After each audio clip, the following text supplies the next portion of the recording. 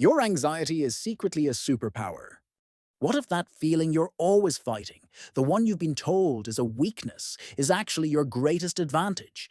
You know the one, that pit in your stomach, the racing heart, right before a big moment.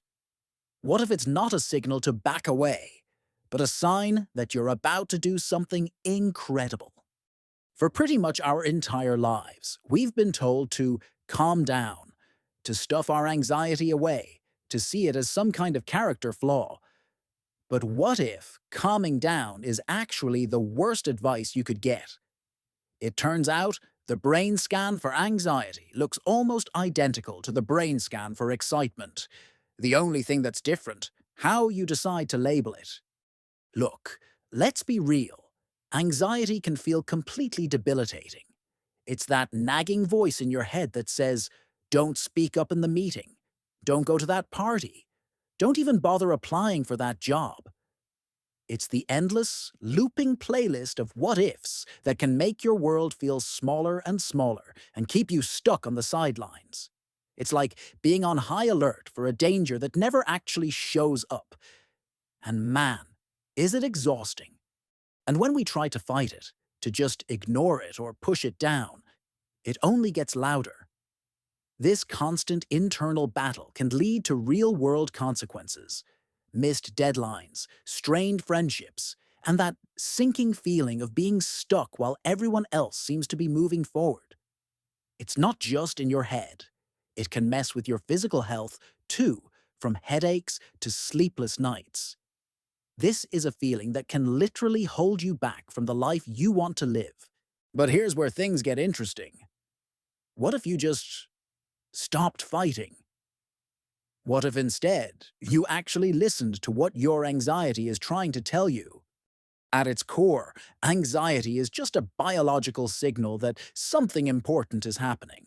Think about it. You don't get anxious about stuff you don't care about.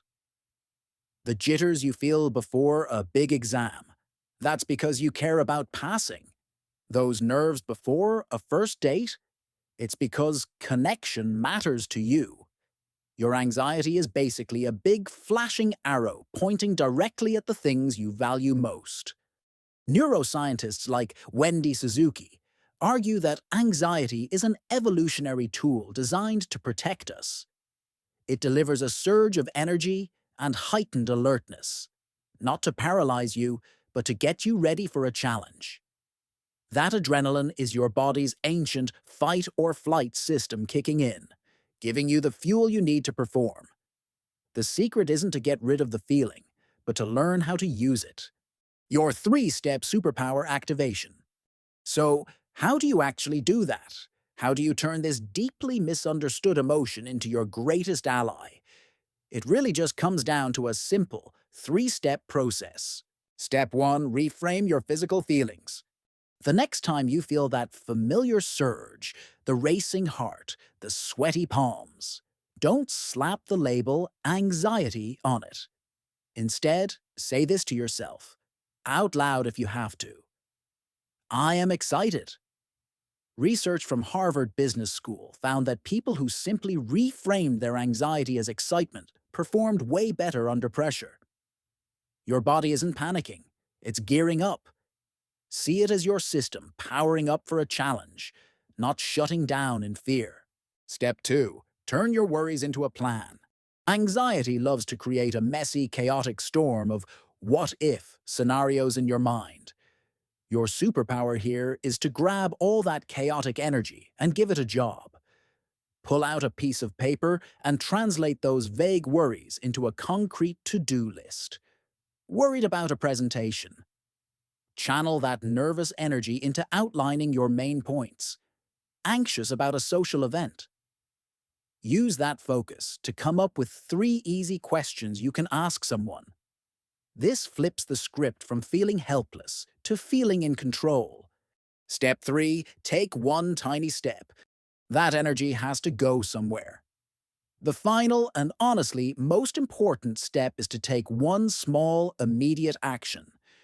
You don't have to solve the whole thing at once. Just do one item on your list, send that one email, Practice the first 30 seconds of your talk. Just put on your shoes and step out the door. Every small action you take is proof to your brain that you're the one in charge. It builds confidence and creates momentum, turning that vicious cycle of anxiety into a virtuous cycle of achievement.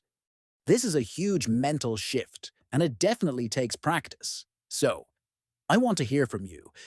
What's one situation this week where you can try to reframe your anxiety and see it as energy instead? Drop your plan in the comments below. Honestly, just reading through everyone's ideas is a fantastic way for all of us to learn. Your anxiety is not your enemy. It's a source of focus, motivation, and energy that most people never realize they have access to. It's proof that you're alive, that you care, and that you're pushing yourself to do something worthwhile. So stop fighting it. Stop trying to, just calm down. Instead, listen to its signal, harness its energy, and use it to do things you never thought were possible. Thanks for watching. If this idea clicked with you, do me a favor and give this video a like and subscribe for more ways to make your own brain work for you, not against you.